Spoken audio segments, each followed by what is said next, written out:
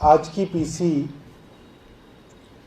हम लोग सितंबर की शुरुआत में कर रहे हैं और इसका कारण ये है कि अब जैसे जैसे मॉनसून दिल्ली और उत्तर भारत में ख़त्म होगा,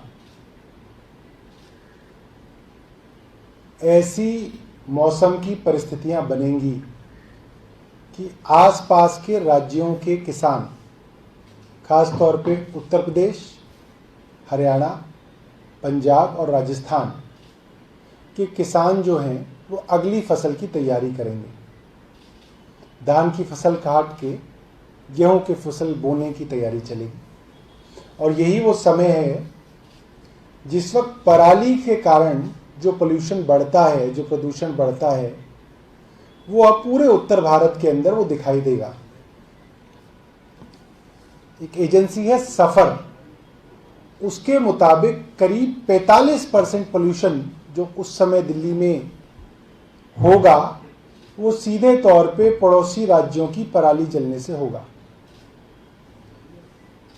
केंद्र सरकार जब इस पे कुछ नहीं कर पाई तो सुप्रीम कोर्ट ने इस पे कड़ा रुख अख्तियार किया और उन्होंने अपने जजेस की, एक अपने रिटायर्ड जज के अधीन एक कमेटी बनाई और केंद्र सरकार ने उस कमेटी को हटाने के लिए सुप्रीम कोर्ट में कहा कि हम एक कमीशन बना रहे हैं और उस कमीशन को पावर दी जाएंगी कि वो कमीशन जो है पूरे उत्तर भारत के अंदर प्रदूषण के ऊपर और खास तौर पे पराली से होने वाले प्रदूषण के ऊपर काम करेगा। इस कमीशन का नाम है CAQM, commission on air quality management. इसको हिंदी में नाम दिया जाता है वायु गुणवत्ता प्रबंधक आयोग। वायु गुणवत्ता प्रबंधन आयोग जो है एक आयोग है, कमीशन है, जिसने पिछले कुछ दिनों में दिल्ली के 4 पड़ोसी राज्यों से उनका स्टेटस मंगवाया है कि आपने पराली से होने वाले प्रदूषण को रोकने के लिए क्या क्या तैयारियां की हैं। और बहुत दुख की बात है और मुझे लगता है कि आश्चर्य की बात नहीं है, दुख की बात है कि इन 4 राज्यों ने, जिसमें 2 जो है वो भाजपा के अधीन है और 2 जो है वो कांग्रेस के अधीन है। हरियाणा और उत्तर प्रदेश भाजपा की हैं, पंजाब और राजस्थान कांग्रेस की हैं। इन 4 राज्यों ने कोई काम नहीं किया है कि किस तरीके से पराली से प्रदूषण को रोका जाएगा। पराली से प्रदूषण रोकने के कई उपाय इस वक्त देश के अंदर उपलब्ध हैं। सबसे पहला तो बायो डिकम्पोजर, जो कि दिल्ली सरकार ने पिछले साल कई लोगों को दिखाया कि कैसे बायो डिकम्पोजर से आप जो पराली का जो स्टबल है उसको गलाकर खेत के अंदर ही खाद बना सकते हैं। तो उसके बारे में इस आयोग ने इन राज्यों से पूछा। जिन मशीनों से इस स्टबल को निकाला जा सकता है और इसको प्रोसेस करके इस्तेमाल किया जा सकता है, इस तरीके की बहुत सारी मशीनें उपलब्ध हैं बाजार में। और केंद्र सरकार ने इन राज्यों को कहा था और आयोग ने राज्यों को कहा था कि आप इन मशीनों को किसानों तक पहुंचाने के लिए, इसके ऊपर सब्सिडी देने के लिए आप अपना प्लान जो है आयोग को दें। तो आयोग की ऑब्जर्वेशन है कि राज्यों ने कोई प्लान जो है आयोग को नहीं दिया है, सिर्फ कागजी कार्रवाई है कि जो पराली आएगी उसका हम इथेनॉल बना लेंगे, उसको हम इंडस्ट्रियल यूज में इस्तेमाल कर लेंगे, उसको हम एग्रीकल्चर के अंदर इस्तेमाल कर लेंगे। कैसे इस्तेमाल करेंगे इसके बारे में कुछ नहीं बताया, सिर्फ कागजी कार्रवाई है। मशीनरी कैसे, किस तरीके से, किस प्रोसेस से किसानों तक पहुंचेगी, उन तक सब्सिडी पहुंचेगी, इसका कोई ब्यौरा जो है इन स्टेट्स ने नहीं दिया है। बायो डिकम्पोजर जो है वो कैसे मास स्केल पे बनाया जाएगा, किसानों को डिस्ट्रीब्यूट किया जाएगा, इसका कोई प्लान जो है इन राज्यों के पास नहीं है।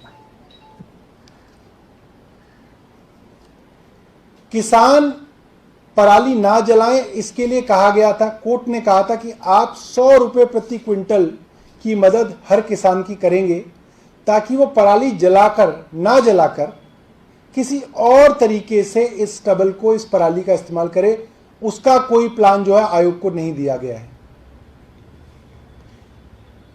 क्योंकि चावल की ही एमएसपी जो है, धान की एमएसपी जो है वो डिक्लेयर्ड है, बाकी फसलों की एमएसपी नहीं है। इसलिए अभी भी किसान जो है सबसे ज्यादा धान ही उगा रहा है और धान ही काट रहा है। तो स्टबल की जो है क्वांटिटी जो है वो इस बार भी उतनी रहेगी जो पिछले साल हुआ करती थी। आयोग ने यह भी कहा है कि कई राज्यों के अंदर किसानों ने पराली काट के इकट्ठी करके रखी कि डिस्ट्रिक्ट एडमिनिस्ट्रेशन जो है उस पराली को इकट्ठा करेगा और उनके यहां से ले जाएगा, बट इसका भी कोई इंतजाम उन राज्यों के अंदर नहीं था। अंततः किसानों को वो पराली जलानी ही पड़ी। किसानों ने कई महीनों तक उसको रखा कि कोई आएगा इसको इकट्ठा करेगा, उसका कोई तरीका नहीं था, वो रह गया। पंजाब के अंदर बायोमास प्लांट्स बनाए गए हैं, वो भी अभी तक ऑपरेशनल नहीं है, ये भी आयोग ने कहा है।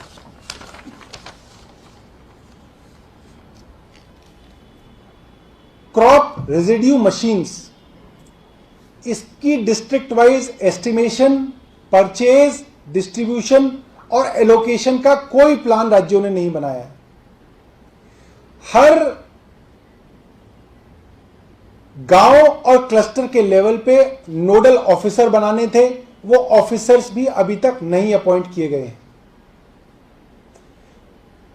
इस वजह से ये जो आयोग है, एयर क्वालिटी मैनेजमेंट कमीशन जो है, उसने इन चारों राज्यों को लताड़ा है और चारों राज्यों की जो रिपोर्ट है जिसमें इन्होंने कहा था कि हमने ये तैयारी की है, उसको खारिज कर दिया है और इनको कहा है कि आप जल्द से जल्द पूरा प्लान लेके आयोग के सामने आए कि आप कैसे पराली जलने से रोकेंगे। एक बात और मैं बताना चाहता हूं, राज्यों के पास सिर्फ एक ही तरीका है जिसको ये सबसे आसानी से हर साल करते हैं कि जिन किसानों को पराली जलाते वक्त देखते हैं उनमें से कुछ लोगों के ऊपर ये एफआईआर दर्ज कर देते हैं, कुछ लोगों के ऊपर ये फाइन दर्ज कर देते हैं। मगर कोर्ट्स ने भी कहा है और दिल्ली सरकार भी ये कह रही है कि ये सोल्यूशन नहीं है। जब तक आप किसानों को कोई सोल्यूशन नहीं देंगे, मशीन उपलब्ध नहीं कराएंगे, हैप्पी सीडर उपलब्ध नहीं कराएंगे, बायो डिकम्पोजर लिक्विड मुहैया नहीं कराएंगे, तब तक जो है पराली की समस्या पूरे उत्तर भारत के अंदर रहेगी।